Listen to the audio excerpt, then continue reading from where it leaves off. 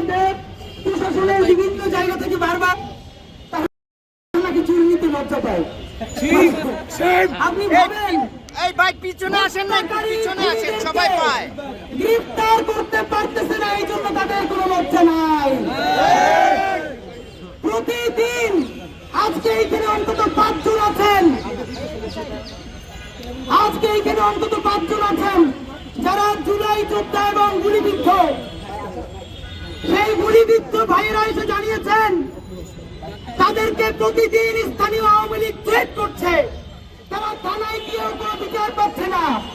এই জন্য প্রশাসনের কোনো লজ্জা নাই, তাদের সমস্ত লজ্জা এই লাল চুরি গ্রহণ করার মধ্যে। এখন পুলিশ বলে ভাই আমাদেরকে তো আপনারা চালাই, আমাদেরকে চুরি করে আপনাদের কি লাভ? আমলারা বলে প্রশাসনে তো এক্সিকিউট করে মাঠে পুলিশেরা, আমাদেরকে পড়াই দিয়ে তোমরা কি করতে চাও? তাইলে বাবারা আপনারা যদি কেউ করতে না চান তাইলে কাজ করেন, চেয়ার টেবিল চাইলে আমাদের জায়গায় আসেন, জুলাই শহীদের পরিবার আগে আপনাদের চেয়ারে বসবে।